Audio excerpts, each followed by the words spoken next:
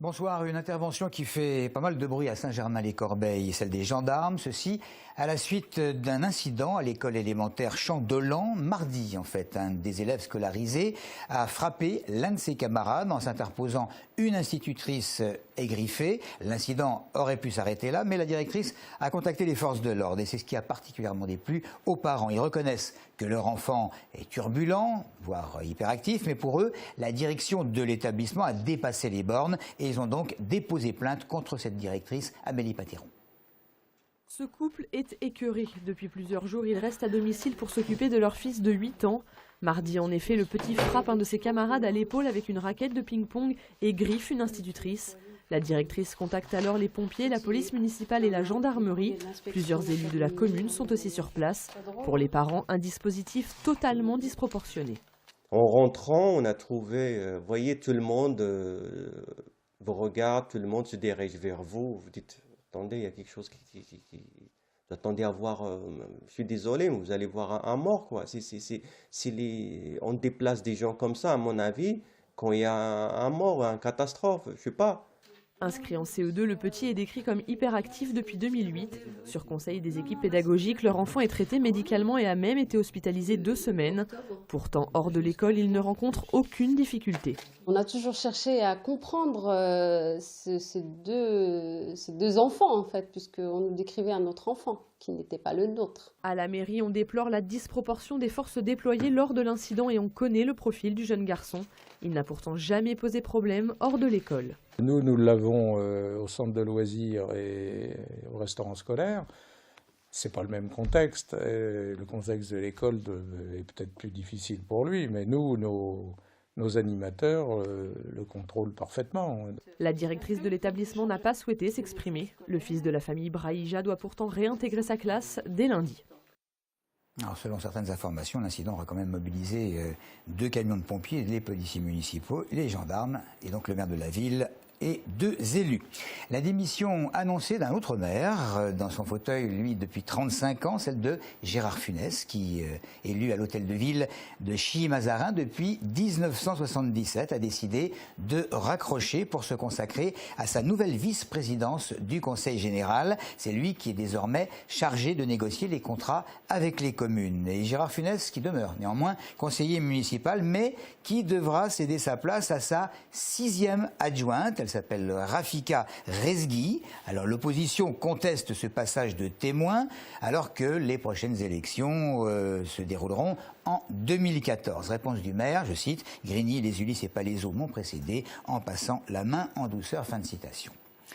Aujourd'hui, Ikea France inaugurait son premier centre de relations clients et sa base e-commerce à Lys, en face du magasin Évry-Lys. Ce bâtiment qui commence par accueillir 170 salariés a pour but de s'agrandir. L'innovation de sa construction, elle réside dans le fait que c'est le premier de l'enseigne 100% basse consommation. Audrey Coll. Toute la magie du bâtiment réside dans ses installations de développement durable. D'abord des dizaines de panneaux solaires, un toit végétalisé, des pompes à chaleur, une isolation thermique, un plancher chauffant et rafraîchissant, une collecte d'eau de pluie et des éclairages à ampoules LED, le tout dans une ambiance Ikea. Nous sommes très fiers de ce bâtiment et ça s'inscrit dans notre ambition d'avoir 100% des énergies renouvelables chez Ikea France. Nous avons une ambition d'ouvrir 40 magasins sur un horizon de 2020. Ils seront tous construits dans cette idée de basse consommation. Le nouveau centre de relations clients Ikea est d'un point de vue économique très avantageux pour l'agglomération Évry-Centre-Essonne, avec déjà 170 postes sur le territoire et une extension jusqu'à 300 à l'horizon 2018. Le but de ce centre, gérer l'e-commerce et le service après-vente grâce aux standards téléphoniques. C'est déjà un facteur positif du point de vue de l'emploi, ce qui est évidemment, dans le contexte actuel, très important. Tout développement économique favorise l'implantation des salariés et aussi le fait qu'ils peuvent venir vivre à Évry. Donc tout ça, c'est un cercle vertueux.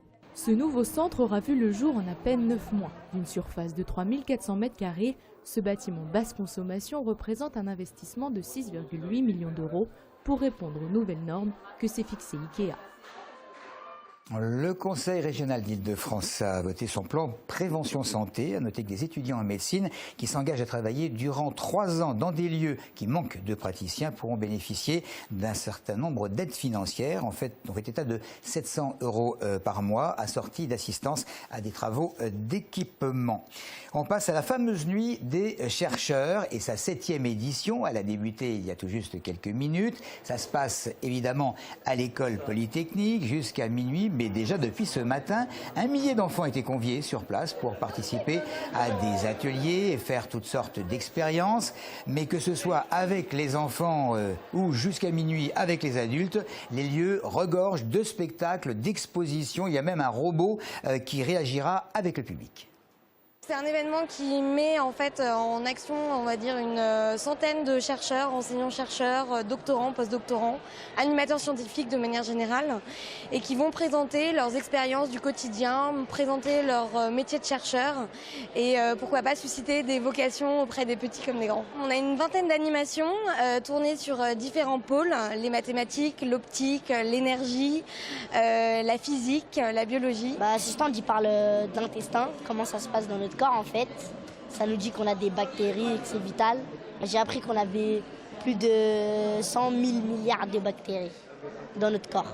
Les plus attentifs, ce sont les plus petits, parce que c'est quelque chose qu'ils ne connaissent vraiment pas et ils découvrent les bactéries et leur rôle et ils sont surpris parfois de voir que les bactéries sont utiles.